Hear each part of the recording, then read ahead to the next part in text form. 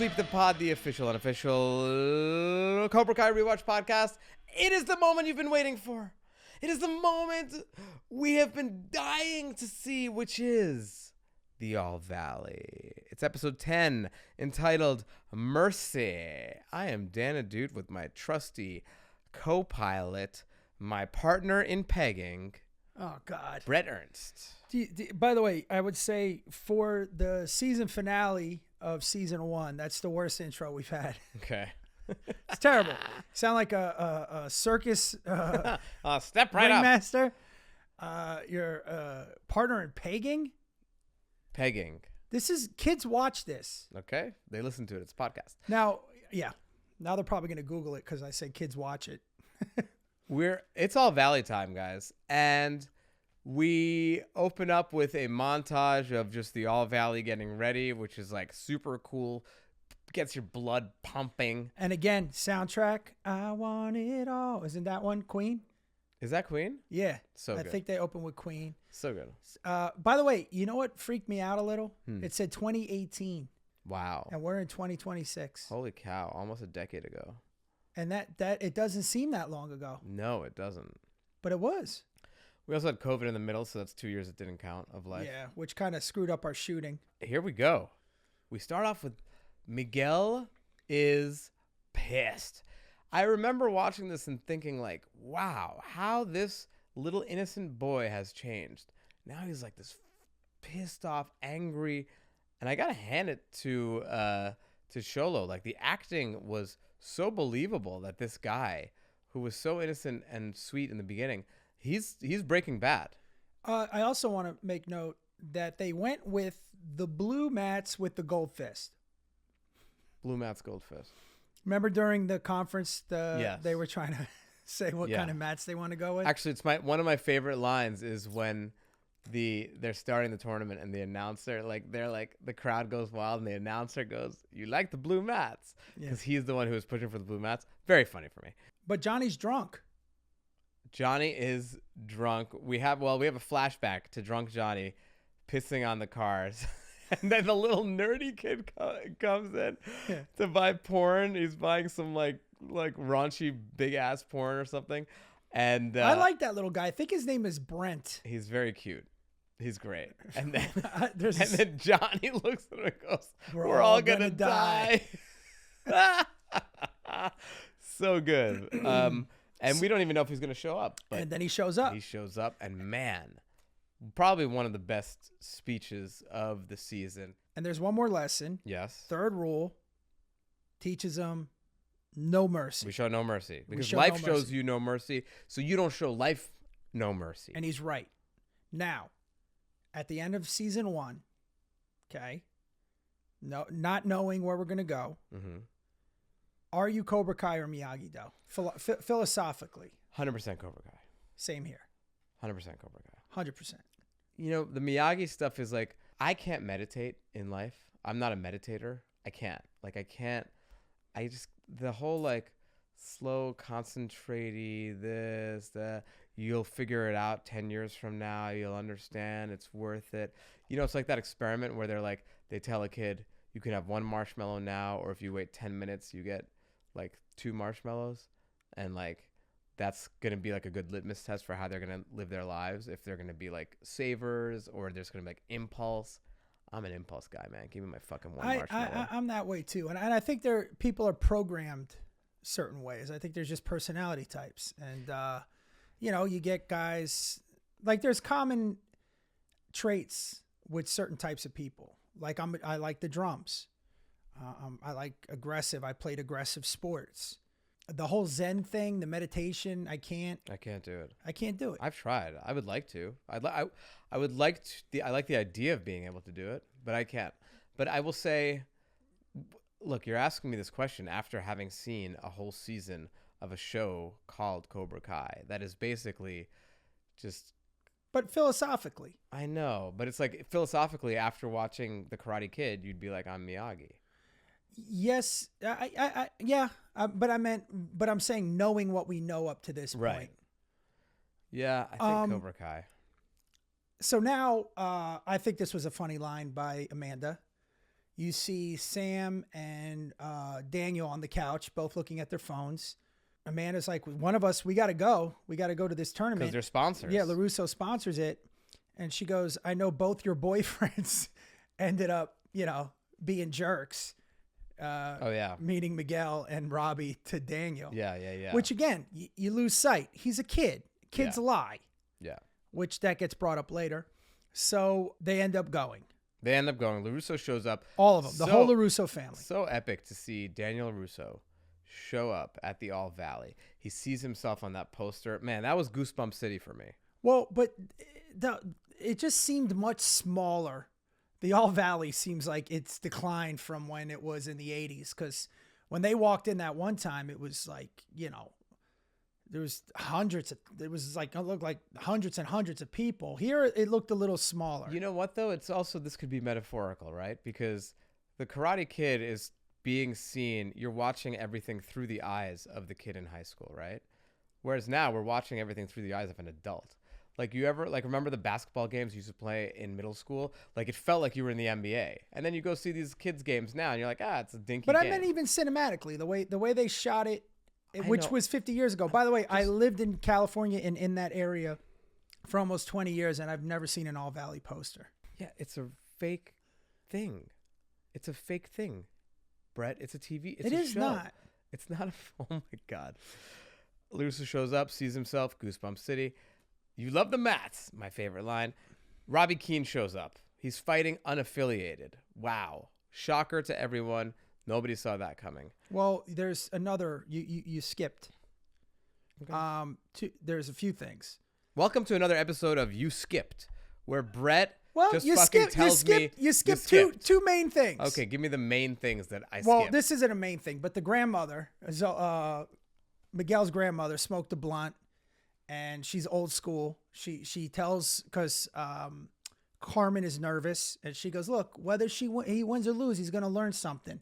And she's like, plus I smoked a blunt. She got high. Do you know that I'd never met the grandmother, the person who plays the grandmother, until the series finale rap party that we just had. And she and I were walking next to each other to get to the red carpet. We showed up at the same time. Delightful woman, local hire from Atlanta, and ended up getting an LA agent, and now she's like kicking ass. Well, she killed it on the show. She was so funny. I was gonna say she was one of my favorite characters. Yeah. And before Robbie enters, you forgot the Cobra Kai entrance. So here they're announcing all of the dojos. Yeah. Okay, I'll give you that. I give you credit for this one. And then you hear Cobra Kai, whatever, and they come running in line chanting. And they're not wearing white gis. They're wearing the black sleeveless. They're wearing the black sleeveless. And it was pretty cool to see that. Yeah. I liked that entrance. And then I liked how they did Robbie. Yeah. He just comes in by himself. And at that point, I was thinking, if I'm Daniel and I see him there, I'm going to go and support him. It was almost like he was holding a grudge. Well, he's torn, man. He felt used. Crazy. He feels used. He's torn. He doesn't know what to do. He'll come around. Don't worry. Just give him a shot. And then when the fight starts, when they start the tournament, Miguel opens with a crane kick. Talk about trolling. Mm-hmm. I mean, they are trolling Daniel LaRusso in his home, in his temple, with a crane kick, just to show him, like, bro. It's a metaphor. Johnny is stealing a lot of what Daniel had, all of his thunder. He's stealing a lot. He's the one getting the credit. He's the good guy now. He is embodying Daniel LaRusso. He's taking what he thinks he deserves. And then you see Hawk, right? Kicks ass, shows his tattoo. I think. Badass. And Aisha, whatever, kills it. Yeah. And then this I thought was fucking hilarious. Mm-hmm. The little guy, Bert. Oh. He's fighting a grown man. Who's like flipping around him and shit. He's like, this guy's like 30. And they're like, you got it, man. You got it. And then he just like gets kicked and is like, just crumbles onto the floor. And then there's like no resolution to it. There's no like, hey, you'll get him next time. They're just like, well. Yeah. Now he's dead. he looks like he's like 8. And the guy he's fighting has chest hair and mustache. Oh man. The other thing, as much as I loved her character, and as much as I loved everything about Aisha. Yeah. Right? Is that her name? Yeah, Aisha. Aisha. Yeah. But her karate, I just can't see. I think she gets her ass kicked in real life. It just didn't. It didn't. Not believable for you? Nah, even the stage ones look like it had no power. I would say that would be my shots fired if you're listening, Aisha. Your no man, fake karate technique is getting. It just looked like she was just like she couldn't throw a punch. They sold it. They shot it well. I'm not just saying it, but it's like in real life, she's. Yeah, in real life, if you see Aisha in real life, kick her ass. She will not be able to defend herself. But she ends up losing. She ends up losing, and Sam and Aisha make up with each other. It's a very touching scene, and we also get a lot of like teases of Sam saying, maybe we can spar if you want. Now that I wrote a note in that too. You see when she's watching, you see the fire in her a little. You could see her like, I belong there maybe. Yeah. And then they threw the Xander guy who was champion the year before. Yeah. He comes out, does his flip. Yeah. By the way, his mom, super fan. She's all painted up, yelling, kick his ass. Come on, Xander. And then he gives this speech, which I thought was hilarious. Oh my God. That was hilarious. Like, we're here to fight like hate and he's like, racism. He does a backflip, grabs the mic and starts talking about unity and no hate zone and all this like quote unquote, I guess, woke stuff. Yeah. And then Johnny whispers. Oh, during the moment of silence. Yeah, during the moment of silence for world moment peace. Of silence. Or whatever it was. And then Johnny whispers to Miguel, kick this like pansy's ass or pussy's ass.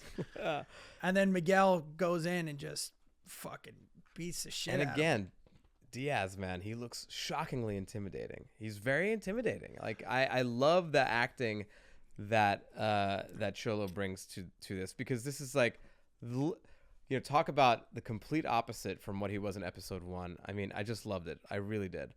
Now we have Hawk versus Robbie. Right. And that's when Daniel jumps in, right? Well, you could see Daniel's rooting for Robbie in the final round, like, during a couple of montages where he's winning. And then he pulls back.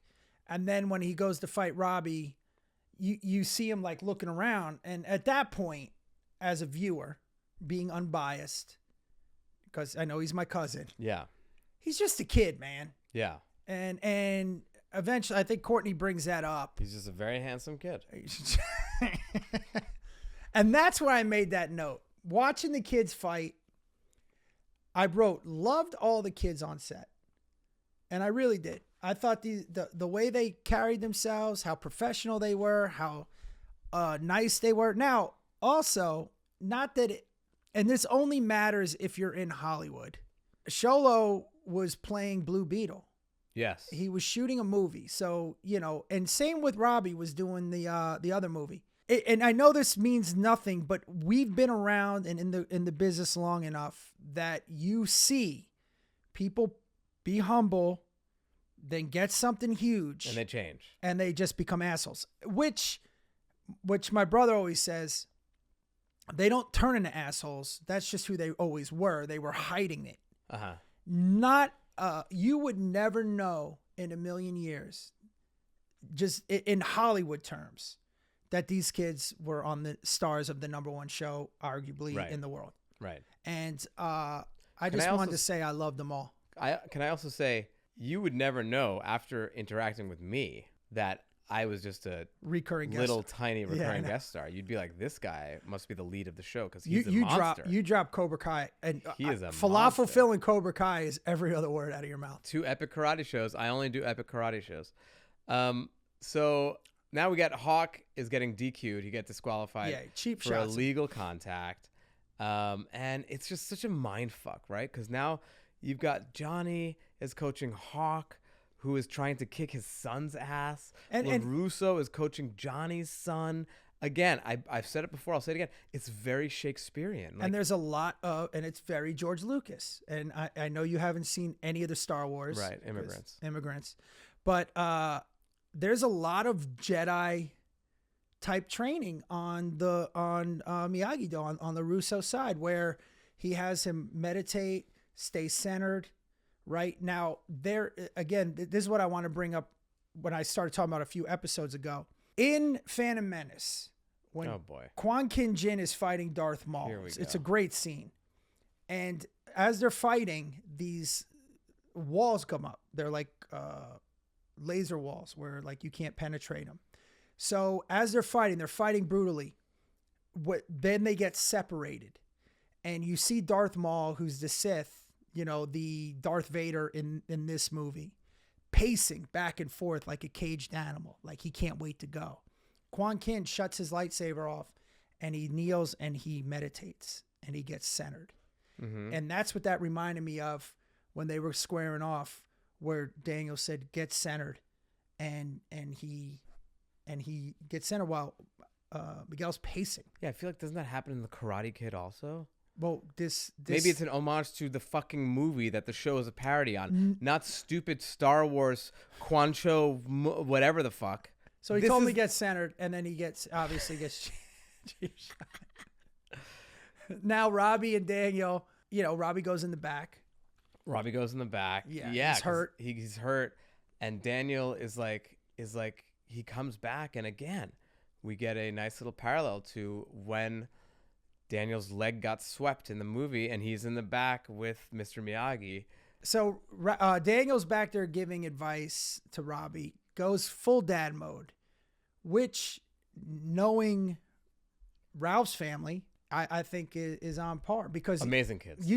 Amazing kids, and you just know. I mean, just by talking to him. Yeah, he's a sage. He really is. He's like a sage. You can know that. Just what an amazing family and an amazing job they did. And he's an amazing dad. It's like the opposite of how I feel like when I met you. Like I was like, wow. Well, I was raised by wolves in my orphanage. Someone must have messed up big. Daniel tries to get Robbie to make up with his father while he tries to get him to heal back for the fight. We have a very funny scene where he does the clap. Yeah. And the rubbing of the hands. And we think, oh my God, does he have the healing powers that Miyagi has? And then he goes, medic, can we get a medic here? Very funny. Very cute. And the thing, getting back to the balance, when he says to him, look, that's your father. You let it go. Let it go. You can't carry this anger with you. You don't have to be the person he is. You can be your own person. And basically, you can see how much he's rubbed off on Robbie throughout the whole series, where Robbie is a different kid. Yeah. And making the right decisions and doing the right thing. Yeah. And he gets him back up, and it's the finals. It is the mother effing finals of season 1, All Valley, Cobra Kai. LaRusso decides to be the sensei, and it's the final fight. And when they announced Daniel LaRusso's going to coach, that's a homage to Daniel LaRusso's going to fight? I didn't even realize that. That's so funny. Because you're not a real fan of the movie. Okay. I give you credit for finding something interesting, and then you cut me. You undercut me. And he goes in under Miyagi-Do. He does. And Diaz, like the Cobra Kai scumbag that he is targeting Robbie's bum shoulder. But there's one more thing. Give it to me. Daniel comes out. Johnny comes out. And they announce the 2-time champs square off. Yeah. And they go on the mat and they look at each other like, okay. Now, what you brought up earlier, on paper, it's a win-win for Johnny. But it's really a lose-lose. Yeah. It's really a lose-lose. And because if he wins, then his student beat the shit out of his son. Mm-hmm. And if he loses, then, the thing he's been working for this whole season, it was all for naught. So either way, he's losing. Yeah. I don't see it as winning. The other thing, Robbie's reaction when Daniel goes in the locker room, right? Prior to that in the show, remember Robbie got mad easy and played the victim a lot and, never had accountability. There was no, well, you turned your back on me after there. It was all, I'm sorry. Yeah. So you're really seeing how much Robbie has grown Right. from the first episode. Yeah. I mean, there's the obvious things, but there's those subtle characteristics that he's starting to show that I thought was pretty cool. The way they wrote it and the way he acted it. Especially like how hot he is. Like, because that's the thing. Like, he pulls off these emotions with such a hot face. Yeah. So I think we're on the same page. It's crazy because as much as I love Miguel, you're rooting for Robbie. Yeah, Miguel's turned to the Sith. He turned to the dark side. Well, he became Cobra Kai, dude. That's the thing. It's like he is embodying Cobra Kai, and he's just doing what he was taught. And you're rooting for everyone throughout the show. Well, that's why these are complex characters. It's great. They're not one-dimensional characters. And as an option screenwriter, which Daniel's not. As an optioned screenwriter, meaning as a screenwriter who's never made anything, yes.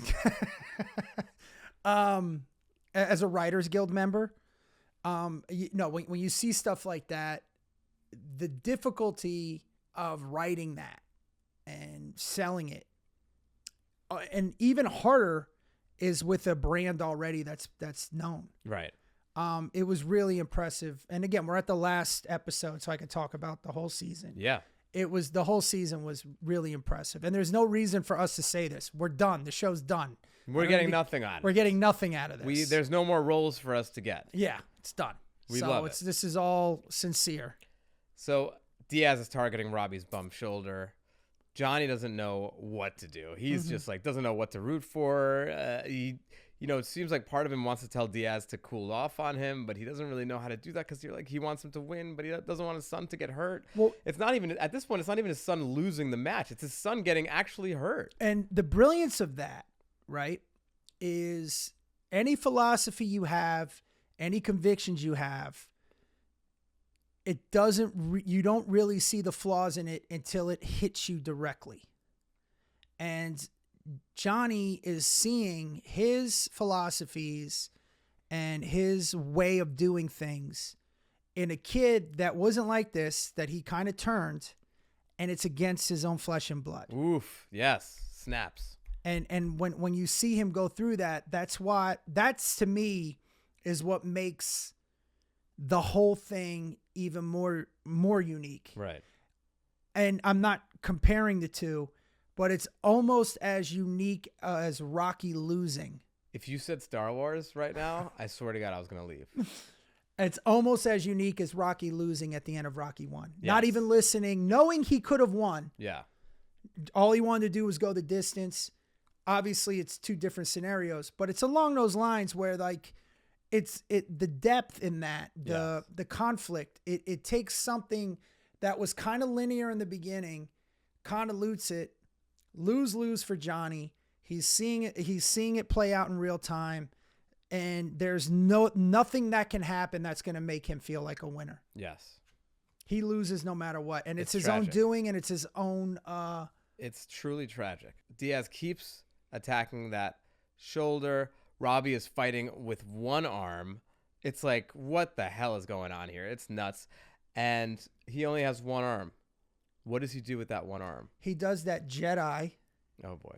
No, he gets balance. He does the one arm balance, two-legged kick. And he pulls it off. He's never seen it done. He just instinctively knew how to do it. And it was through the skateboarding when he did it at the skateboarding. And he scores and he kicks, and it was pretty impressive. And you see Daniel's face like, holy shit. And it's like wild. Like, this is amazing. Now, what a climax. And at this point, Johnny has realized that he's created a monster. Yeah. He tries to get Miguel to fight fair, and Miguel is like, fuck fair. He said, well, what he basically says is, yo, don't, do it fair. Don't fight dirty. And he goes, dirty? No mercy. Yeah. And in that moment, Johnny realizes that Daniel was right all along. There's so much validation, invalidation, conflict. Yeah. Emotionally. Also, generational trauma being passed down. Well, I think I'm saying just the direct writing and the feeling that you're getting. Yeah. you're seeing him. It's almost like it's mass chaos for Johnny, because again, he's losing no matter what. Yeah. And he realized this is all his doing. He is losing no matter what, but in the end, Miguel wins. Robbie loses.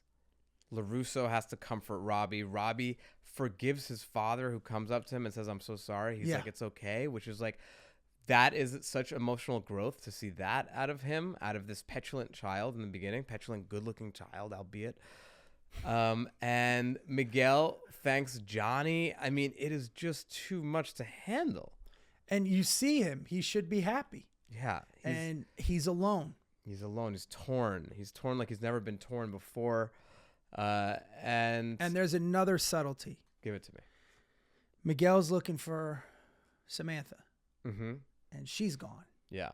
They have both won the All Valley tournament, and they're both losers. Yeah.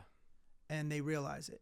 Mm-hmm. And it's a turning point, which again, we know where it progresses later on. Right. But it was just so wonderfully written for something that you wouldn't think would have those layers of depth to it. Yeah. Yeah. Just because of the campiness of the show. Right. You know what I mean? Yeah. And again, when you're watching it unfold, you could see why it's one of the top shows in the world. Right. And the writers did a phenomenal job. Can you stop blowing the writers? It doesn't matter. You've been blowing the writers this whole episode. Well, we get it. You like the writing. I'm giving props to the writers, and you have this weird Robbie fetish. How much more? So I don't know which is worse. It's not a fetish. He's objectively very, very handsome. No, I'm saying I know as a writer that to pull something off like that is it's just kudos, man. Yeah. Well, here's I think what you're trying to say. It's like Solari listening to Amadeus, where you hear with the trained ear and skill set of a option screenwriter. I think what you're trying to say is that okay, yeah, just cough over what I'm trying to say. Okay. There's no cough button here. What do you want me to do? I think what's interesting, and maybe this is what you're trying to say. If it's not, it's what I'm trying to say.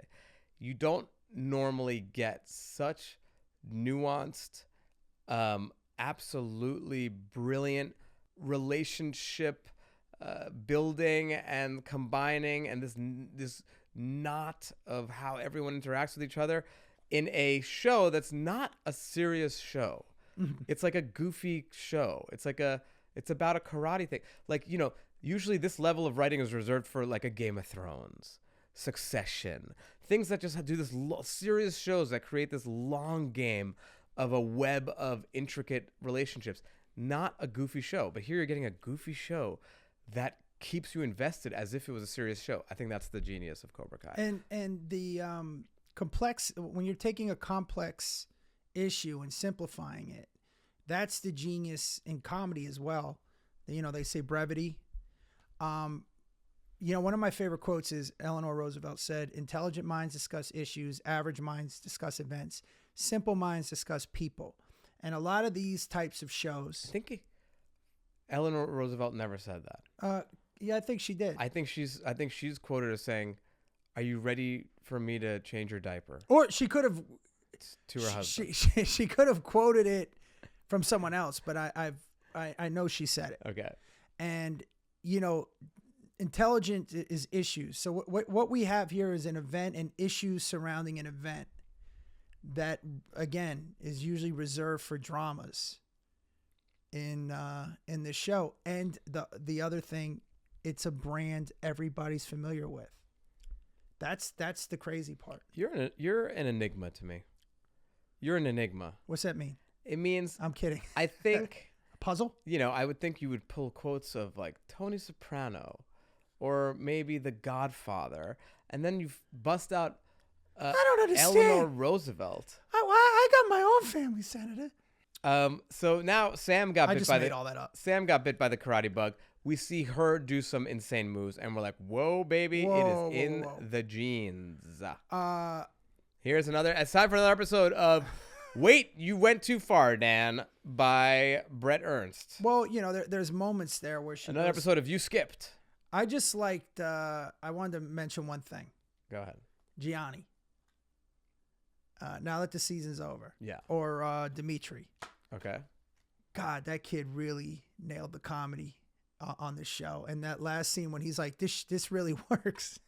He's still trying to, he kind of reminds me of you where he's trying to search for something that he doesn't have naturally. Right. But no, all jokes aside, I thought he killed it. And very funny. Very funny. And now you're right. So they win. They feel alone. Now we go back. Sam is inspired. She's doing some crazy twisty moves. We see it's in the blood.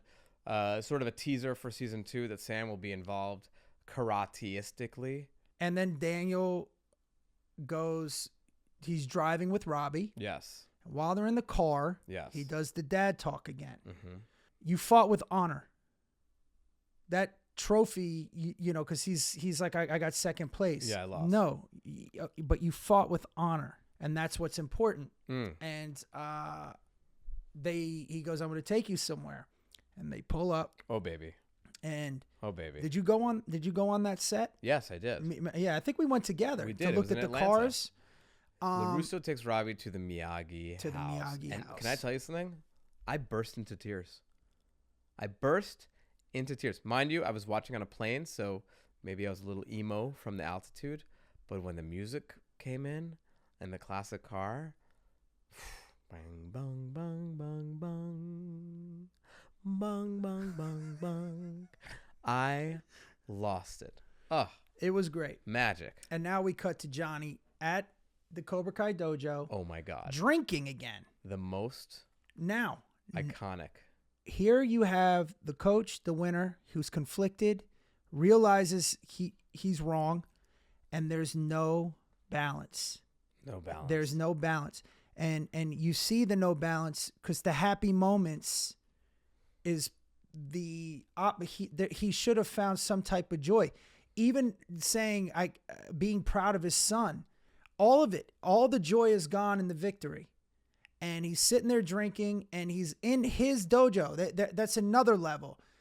He wanted to open this. He wanted to go to the All Valley. He wanted to win. He got everything he wanted, and in the process realized what is this? It's almost like be careful what you wish for. Yeah. And then he hears the door open. My God, the most iconic entrance of all time, I think. The door opens, he goes, and out of the shadows, we hear a familiar voice. I can't do an impression of it, but you know right away who that is. Well, and it was foreshadowed that he was dead. We've heard that Kreese was dead. We heard he was dead. We heard he was no longer living. And when I heard that, when they did that on the show, I was like thinking as an actor, I'm like, oh, okay, they couldn't get him to do the show, or maybe he doesn't act anymore, so they're just saying that he died. But oh boy, can he act.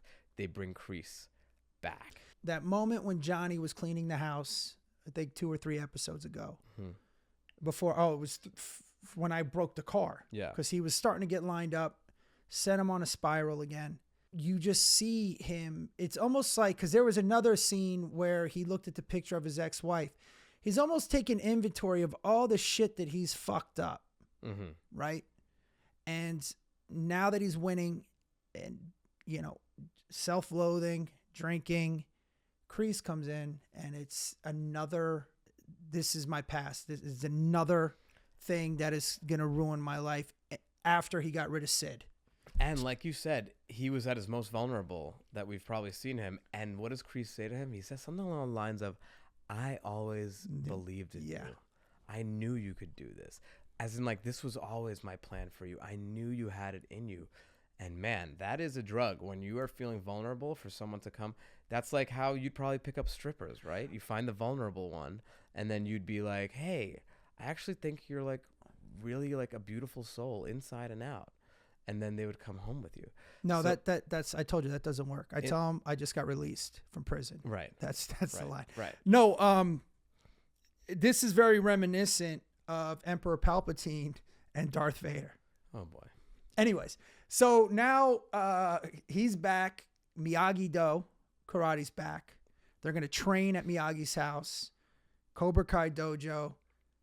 Sam is in there letting you know that there's going to be another student. And it ends. The table has been set. And what a great feast. I mean, what an epic season of any show. First season of Cobra Kai is up there with some of the best first seasons of any show, I think. Mm-hmm. I think it gets you so riled up. It gets you so excited. It gets you so torn. What was so frustrating is you watch this season and it is so epic to watch. And when it came out, nobody was watching it. And I was always like, this is the best show that nobody's watching, because we had to convince people to go to YouTube, get a YouTube premium account. No one was watching it. And it was so frustrating because we were like, guys, there's this amazing treasure that you can behold, and no one was watching it. It was so frustrating. And then a hero came along called Ted Sarandos.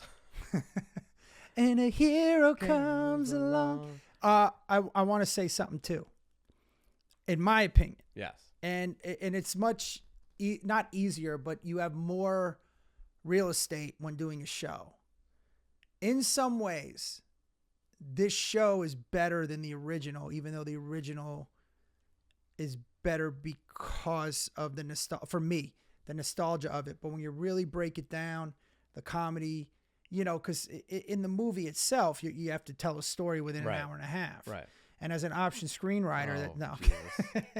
but you have to tell a story, and you know, to get into depth with these characters and when it ended and setting it up, it's like you've got the feel of the nostalgia without it being force fed.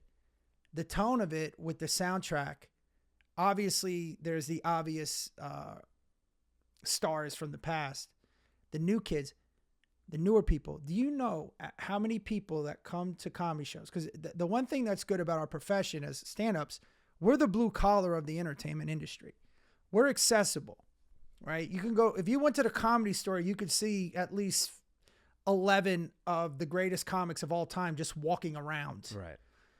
People talk to you after shows, and I would meet parents, and they would say, they showed the Karate Kid. This show was so good. They would show them the Karate Kid after they watched the series for their kids, and for them, it's that's how well done it was. That the kids never even saw the first one, and they're all in on Cobra Kai, right? And then going back to watch the movie.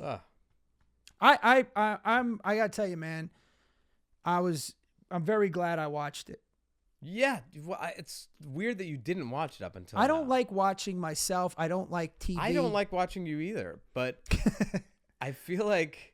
Well, you know what it is, Dan, and I'm dead serious. As an option screenwriter... Oh, my God. No, as somebody in the business, I can't enjoy shows. That's why I go to Cirque du Soleil shows. I can watch it. Huh, what a pivot. I'll tell you why. I can watch it. This whole season has been an ad for Cirque du Soleil, everybody. I can watch it. I can't do any of it. I can't critique it. I can just enjoy it. Right. When I'm watching shows, from being in the industry almost 30 years, reading I don't know how many scripts, reading mostly bad scripts, watching shit that you see the holes in it, it's almost like you don't want to meet your heroes. And plus, I don't like watching myself at all. Hey. When I watch that... You're really fun to watch. Okay. You're very handsome. You're not Rob. I don't care. On a scale of 1 to Robbie, you're like a 4. I watched this and I'm so glad I did it. It was nothing to critique as far as... Because it is what it is. And I'm really glad. I mean, it's the end of the season, so we could talk this way. It's the end of the season, we can talk though. Yeah. I was so, I didn't know how good it was. Wow. And it's not that I'm a harsh critic. I'm not a critic at all. I just don't enjoy things. And I really enjoyed this. This is getting depressing. Now you just don't enjoy things in life? I'd say in life. I'm talking about, I should say I don't enjoy a lot of shows. Yeah. And, you know, there's every once in a while, there's something I'm glad I watched. And Amadeus is one of them. What are you doing now? Now Huh? you're talking about movies from the 80s. Well, I was going to say, because they had Amadeus? powdered wigs. I'm like, this is going to suck. And I put watching it off, and my buddy's like, you got to watch it. And once I watched it, I'm like, holy shit, this is one of my favorite movies of all time. Let's get to the questions before we hear more of Bret's movies that he watches. Well, Dan, as an option screenwriter, even though there are powdered wigs in it. I'm saying, if you're looking at Amadeus on a I'm like, this looks boring as shit. I had no idea how great it was going to be and how funny it was. Dude. And I just felt that way about this show. What is wrong with that statement? We almost stick the landing on like, it's been a great season, so nice, so great. And then you go, yeah, it was great. You know what else was great? Amadeus the movie. That's not what I didn't said. think Amadeus the movie was. I'm like, dude, who the fuck stick the talks like landing that? on Sweep the Pod. We're on Cobra Kai. We're about to be like, yes, it was a great. You don't get the arc was why I wonderful. compared the two. It was so great. Wow, we're so glad to be a part of it. Thank you, everyone. Tune in to season 2. It's not an gonna be great. Academy Award And instead speech. you go, you see the poster of Amadeus? They have a powder wig. I don't like powder wig. Why would I see a powder wig movie? That's how I feel about Cobra Kai. It's like powder wig. I'm like, dude, so close. Let's get to the questions from our fans. Last round before we close out this season. Question number 1. Coming into the tournament as reigning champ or the Underdog. Underdog? Underdog, Not yeah. me. I want to be the reigning champ. And then you're going to lose. That's true. Go ahead. You asked me a question. This is a good one, I think. This is one of the better questions somebody sent in. After watching this, are you partial now to traditional karate or MMA? I know your answer. MMA 100%. MMA is real fighting. There's no way that anyone with karate would beat anyone in MMA. However, I will say, caveat, some of the most fun fighters to watch are the ones who have a jiu-jitsu background and a karate background. Like Israel Alessandro. He is karate and MMA, and he is so fun to watch because he's got these amazing kicks and punches that are like karate things, and he combines them with MMA. Probably the most beautiful fighter to watch. Oh, geez, he's the most beautiful fighter. You know what else is beautiful to watch? Amadeus. I don't understand. I thought Amadeus was going to MMA. be stupid, and that Amadeus was not stupid. I will say that a lot of, because jiu-jitsu's kind of a fairly new thing. Well, I guess not anymore. It's 20, 30 years. But like a lot of the fighters that got into MMA mid-rise all train. Like Rogan's a good example. And they learned MMA later on. I mean, jiu-jitsu. But in competitions, jiu-jitsu, number one. Any grappler, if you're competing, you want jiu-jitsu. Yeah. In a street fight, you know, that's the last place you want to be is on the ground. But in a ring, but yeah, most of the strikers, guys, because a lot of guys were strikers first. If it's a street fight 1-on-1, I don't think the ground it's never 1-on-1. It was the worst place. It's never. You never want to be on the ground. My last street fight was with Raja Shah in middle school, and it was just me and Raja. I gotta be honest with you. I have not. I don't think I've seen a 1-on-1. I mean, I'm sure I have. Can you stop hitting your card against the couch? The sounds. Oh, would you stop hitting your card? I mean, I'm sure I have and don't remember. Even working in clubs, it's always somebody jumping in, always something kicking on the ground. I've never. It's always because not the way I fight. I fight duels. I only fight duels. little pistol one-shotter. 1-on-1. You know what's funny though? Most of those guys in real life would get their asses handed to them. Most of which guys? The guys that like group fight, jump, all that stuff. They don't really know how to fight. And they get their ass handed to them by any trained fighter. That's nothing pisses me off more than watching a fight live and some fat fuck eating nachos is screaming, "You're a pussy." You're like, dude, you wouldn't last 10 seconds in that ring. I'm trying so hard to land this plane. And now we're talking about fat fucks eating nachos. Well, karate or MMA? All right, go ahead. Solo fighter or be part of a team? Well, it's a question because at the end of the day, it's just you. Either way, you're a solo fighter. Oof. Snaps. I would definitely. I think I love team sports. So I mean, you're solo either way. All right. Would you fight? This is the last question. Let's build this up. This is the last question. No, we're not building shit. We're gonna land the plane. Oh, I got land. I don't feel so good. Okay. Would you rather fight Kreese or Mr. Miyagi? Take away the pacifism. They're both indifferent. You just have to pick an opponent. This is tough. Well, Mr. Miyagi or Raja. What's his name? I think probably Mr. Miyagi because he is the DEI hire. What's the name of the guy that beat you up? Raja Shah. Raja Shah. So would you rather fight Raja Shah, Mr. Miyagi, or Kreese? Or Kreese? Dude, Kreese scares me. And I'm not just talking about Kreese. I'm talking about Martin Kove.